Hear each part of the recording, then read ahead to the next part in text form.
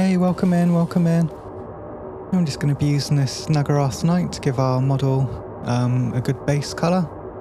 And we're just going to make sure that we're spraying it into the shadows. We've got some nice contrast for when we put the red over the top of it.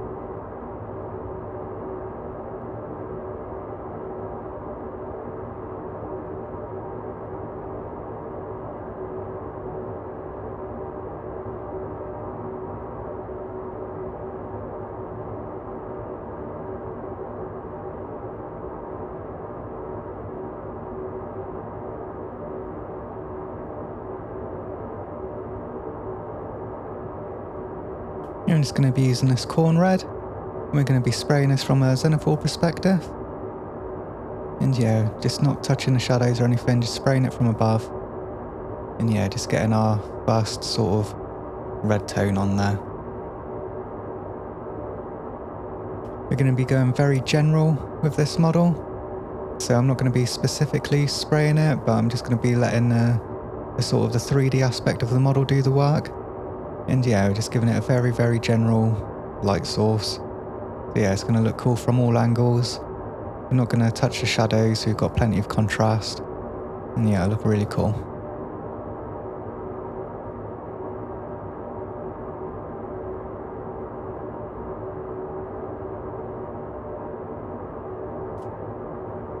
I'm just going to be using this Mephiston red.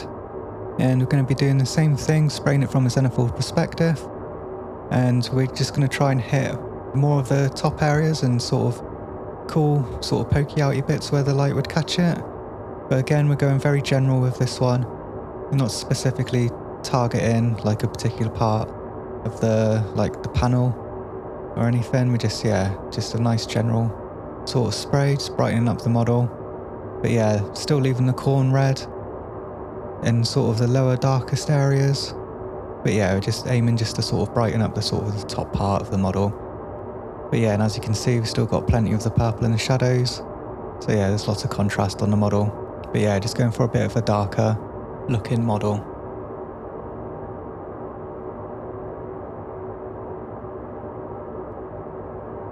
But yeah, it's pretty cool and sinister looking model. So yeah, we just feel like a darker look to him would suit him. Cool, we're just going to go over the very, very sort of tops with this Wild Rider red. It doesn't matter if you overspray like too much and make it a bit too orange, because we're going to be making a filter for it anyway with the barrel red. But yeah, just try and sort of be a bit more picky, but we're still sort of being general. Definitely making sure to leave our previous layers. But yeah, we're just adding a bit of sort of pop to like areas where we think looks cool or what would catch the light the most. But yeah, again, don't worry if you go a bit too mad with it and make him like super Reader's orange, because yeah, we're going to be going over him with the barrel red, and that'll filter over nicely, turn him back into a nice sort of darker, deeper, rich red colour. And here we go with the barrel red. So just like I was saying, just spraying this lightly over the model, just giving it a nice filter.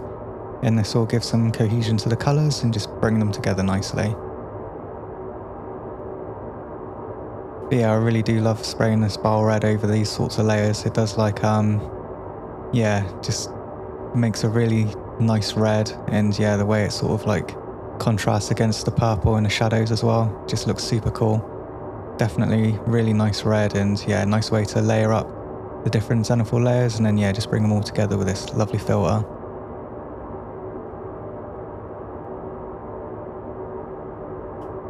So yeah, well pleased with how he's looking already.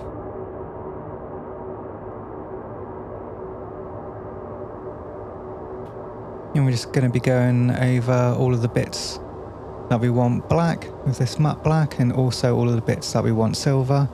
If you wanted, you could go over all of the trim now as well.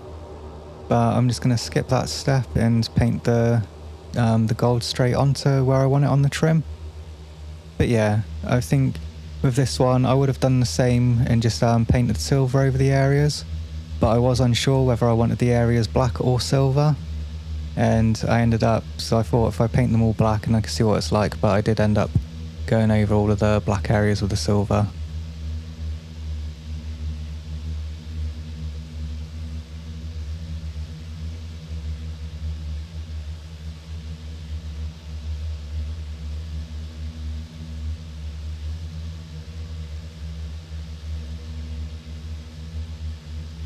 But yeah, super cool model.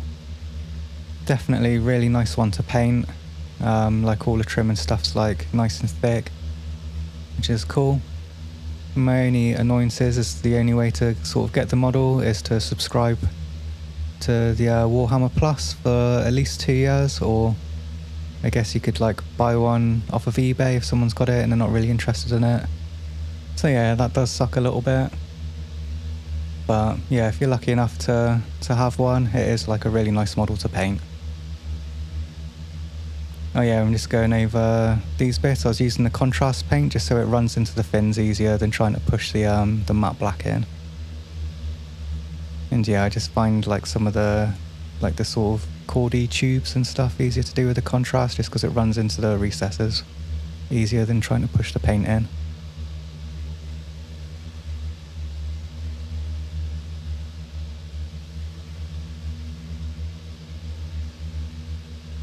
I think these are the only bits that I did actually end up leaving black.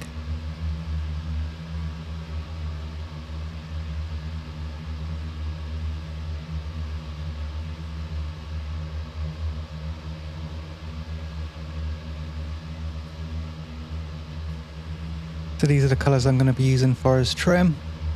And what I'm doing is I'm going to be using the darkest one on like the darkest parts of the trim, and I'll be using that to so how I'm going to measure that is just basically like the darkest bits of the red armour I'll match up with the warp block bronze, and then as the trim sort of fades into the more of the mid-tone of the red, I'll be going into the Balthazar gold, and then I'll just be using is it Sycorax bronze? But yeah, basically like the highest one is just like sort of an edge highlight and just like scratchy textures.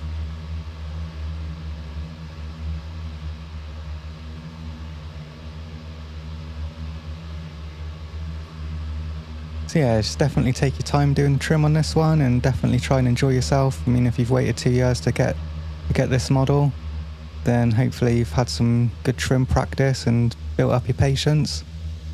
So yeah, we definitely want him to look his best. So yeah, take your time on the trim. Try not to worry too much or get too frustrated with it or bored. We've only got the one model to do, so yeah, he's worth taking the time, and yeah, he'll look sick after, so it'll all be worth it.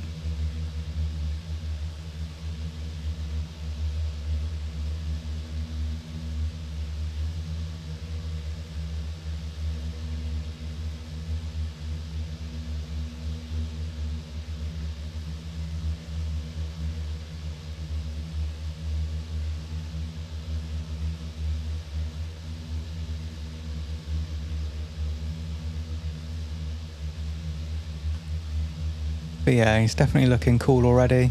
Just those cool sort of purple shadows in the contrast against the nice red layers. And then yeah, just adding the gold to the trim, just making it all sort of get tied together and like pop. Like already just for these steps is like looking super cool.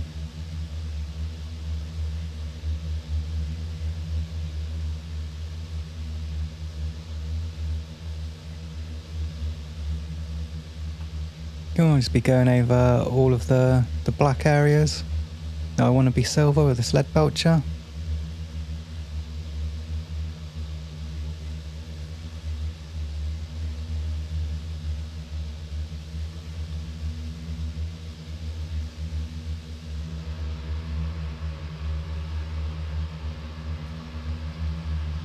But yeah, really nice model. Just like I really appreciate the sort of the stance of him and how sort of open he is.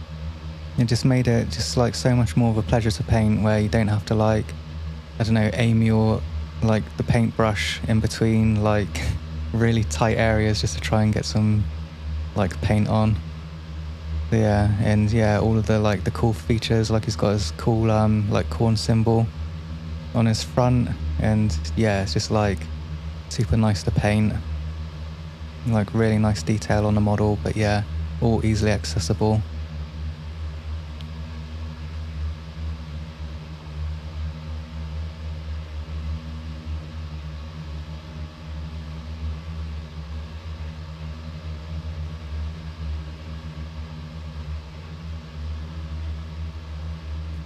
I'll just be going over all of his trim with this Carver Crimson. You could use Azrakh's Earthshade instead, but just where the model's like quite big and open, I thought that the Carver Crimson would suit going into like the shadow areas of his trim a little bit nicer, and also it gives us like a good impression of like the sort of red reflection of the armor going into the gold. And then yeah, we just put the Carver Crimson into this sort of like squared recess on the back there, just to give it a nice little bit of a shadow. You could use Noon Oil or something like that if you wanted to like black it out more, but I find the Carver Crimson against the reds just gives it a little bit more of a subtle shade to it. Here we are, speaking of the Noon Oil, just going to be putting this over all of the silver parts. Yeah, it's nice to add the washes to the metallics. I was going to see if I could get away with not bothering adding the wash to the trim by using the 3 different colours and sort of using the lighting to like paint it in. But I still found it did still look a little bit flat, and yeah, they definitely did benefit from adding the shades to it. And then yeah, just where sometimes adding the washes to the metallics can like dull them slightly, it's nice just to get some bit of pop back in by going up to like a higher silver. I'll be going back over like the armor trim with the higher this bronze colour, just to sort of pick out the edges and add some texture back in.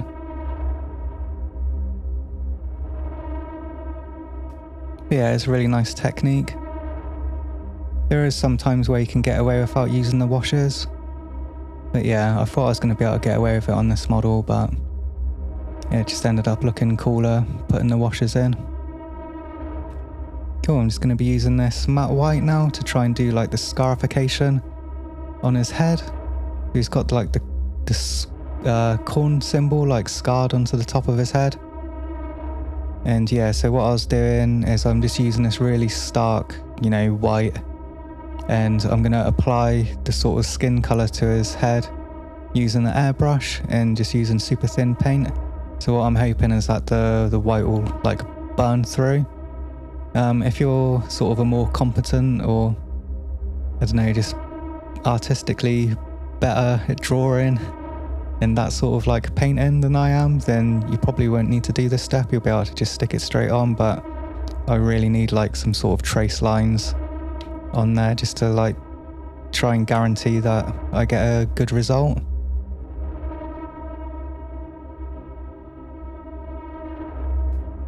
Yeah, and also I feel like this is like a good point to sort of experiment and try and do this, because we haven't got very many layers of paint on. We're not like going over any like super detailed work or anything. We've just got like the base sort of undershading of the skin on there. So yeah, it's like not a problem just to like paint over it and start again. And yeah, you don't have to worry about building up too much layers of paint. And yeah, so we're just going in with Acadian flesh tone through the airbrush. Doing this from a zenithal perspective, so just shooting from the top and downwards and leaving the darker colours in the shadows. But yeah, I've just made it nice and light, and hopefully you can sort of see that the white is like burning through it. So yeah, that was what I was hoping was going to happen. And yeah, hopefully by the time I finished layering it up, we're just putting the Kislev flesh on there now as like the top highlight. Yeah, we should still see the corn symbol burning through, and we'll just be able to use that as like a nice trace line.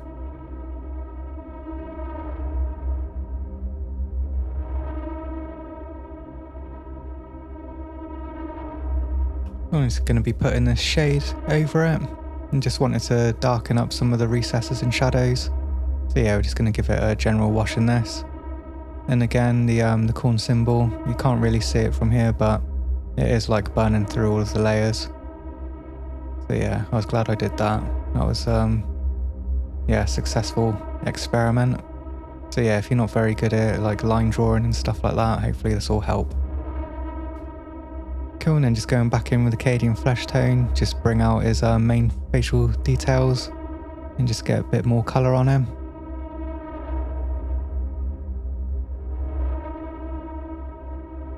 And yeah, and sort of we're going to try and paint some of this like in between the corn symbols. So sort of like tracing around the edge of it, and just to give it a bit of skin tone as well. So yeah, it's a bit of a back and forth process at the moment. So we're just sort of adding a layer and then like taking it down and then refining it and then reducing it again and then just, yeah, refining. So yeah, just be patient, take your time. The end result's going to be like a sick looking model, so it's worth it. Cool, and then yeah, just going back over them with the Kislev flesh. I'm just going back over the corn symbol now just to bring it out more. And yeah, I don't think you can really see that the lines are still there, but they are still there. And yeah, try and keep a steady hand. It did look quite shaky there, but the line did come out straight, so it was alright, got away with it. But yeah, you can see he's there. It's blended in nicely.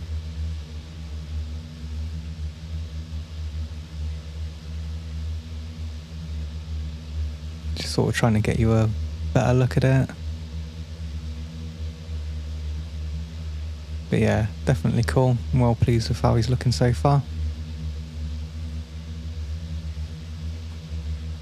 And then just going back in and basically the same as what I said before, was like going in between the lines of it and just, yeah, making it look a bit more sort of raw and scarred around the corn symbol. And then yeah, I just bled it into some of the recesses and that again. And then yeah, again just refining it with the caging flesh tones, bringing out his face highlights. So yeah, you can really see that the corn symbol's starting to pop on his head now. And yeah, just getting some more facial details back in.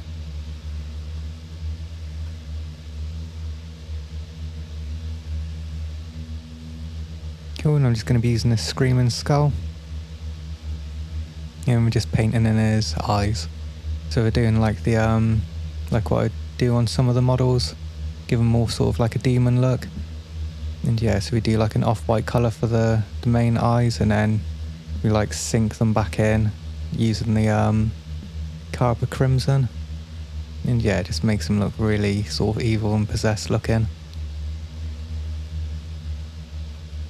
So yeah, there he is, looking proper cool. I'm well like pleased with him so far. And yeah, I'm just so pleased that I managed to get that corn symbol on his head looking cool. I'm just going to be using this white now to do, so we're doing like a glow effect. And so he's got like all of these like pitted bits in his armor, which is like, this is, otherwise I would have like assembled the whole thing. So this is sort of the reason why I did it in sub-assemblies, just to get the glow easier so I could use the airbrush. But yeah, we're just making sure that these deep recesses have enough white in, and I don't want to have to go like too heavy whilst using the airbrush, because the airbrush does put it on thin layers. But in order for it to build up inside these recesses, it would take like multiple passes. And what would happen is it would actually like make the outer areas like too white for me. I still want like a lot of the armor color to like be visible or like burn through. So yeah, we're just sort of thickening out the layers with the paintbrush and making sure that all the recesses are nice and white, and then we'll be going over it with the airbrush and sort of getting the fade to how I want.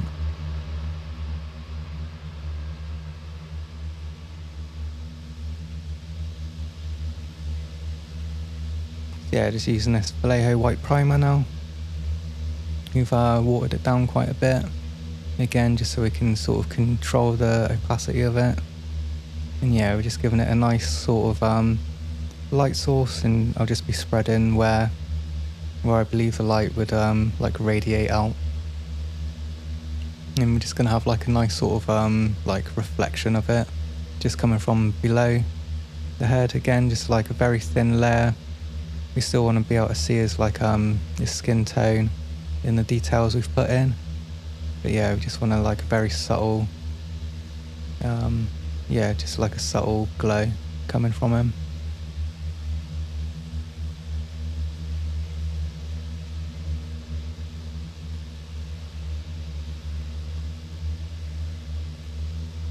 Cool, I'm just going to be going in with this dawn yellow. So I'm just painting this into the deeper recesses again. And yeah, just making sure that we can like make it obvious that the light is coming from within those recesses. So yeah, we want that to be the lightest area.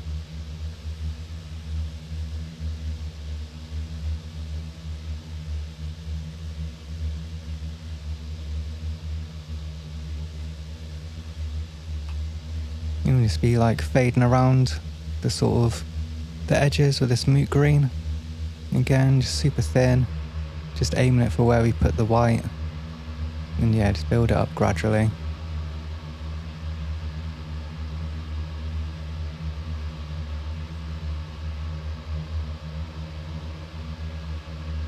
And then yeah, just shooting from below, aiming for where the white is. Just very gently building it up. You don't want to go mad and overspray loads of green on there and have to do the whole head again. But yeah, just very, very light.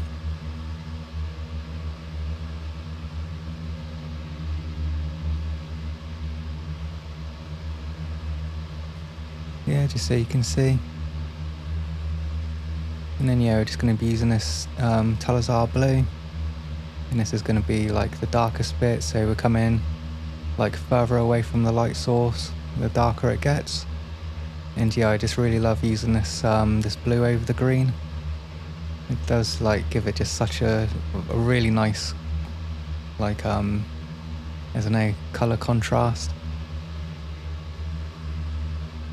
And yeah, it does help the glow stick out as well, making it darker the further away you get. But yeah, this blue really does complement the green.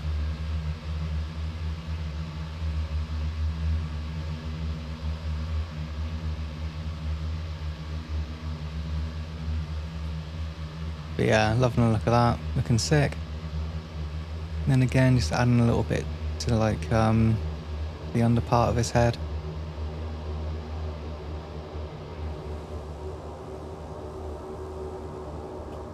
So yeah, very, very subtle, just a little bit. And then just going over those, like the inside bits again with the dawn yellow, just to really re-establish the glows coming from inside those like recessed bits.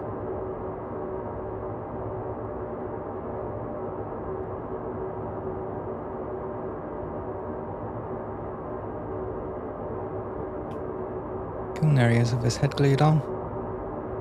Yeah, proper happy with him. Looking super cool.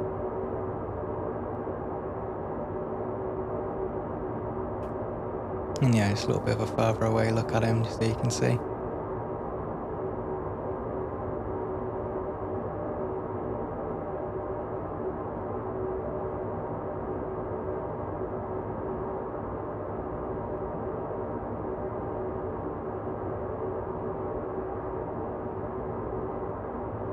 Cool, we're just going to be doing his base now.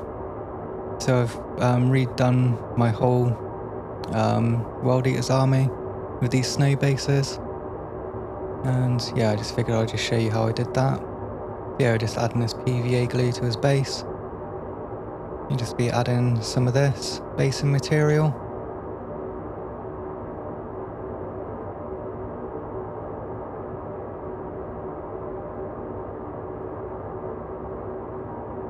So yeah, just be covering over all of the PVA glue area with this basing material.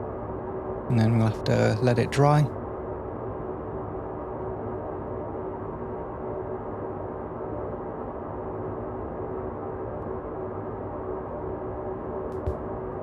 So yeah, just using these army painter tufts. You just be adding one to the base just to add a little bit of extra interest.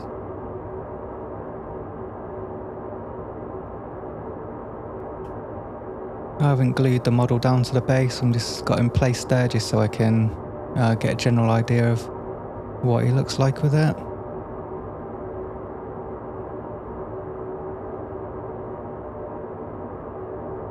And just make sure I'm happy with that placement.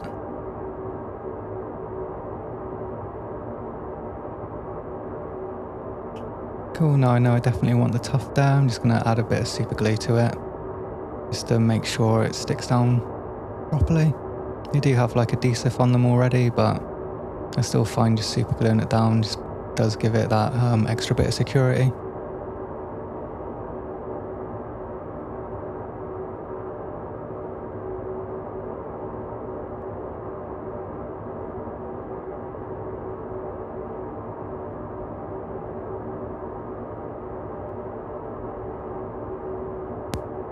I'm just going to be using this Valhalla Blizzard for the snow, and my aim is to sort of try and leave some of the brown basing material to show through, just to give it like again just another bit of interest, and just to show that you know, this snow has like settled on like an actual like ground. It's not just, the surface isn't just covered in snow the whole time. It is like built up on top of something. Just giving a bit more sort of depth and story to where he might be.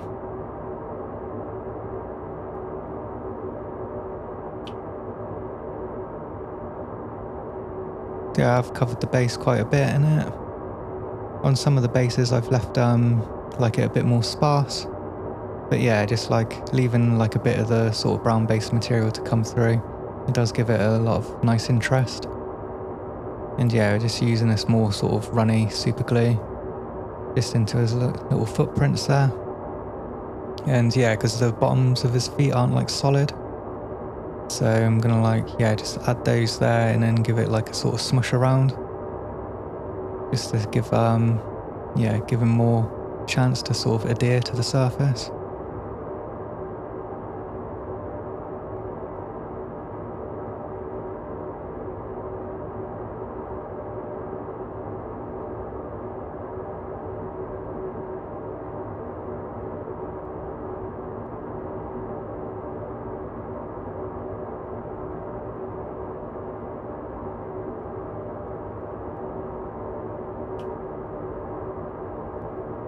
Yeah, there he is. Looking awesome.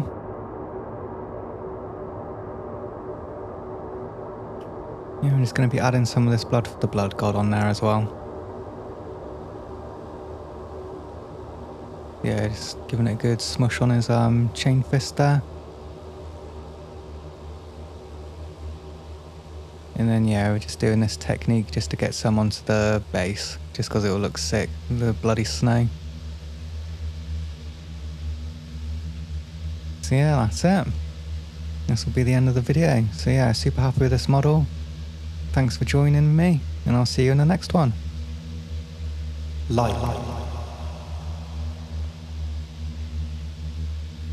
comment, subscribe,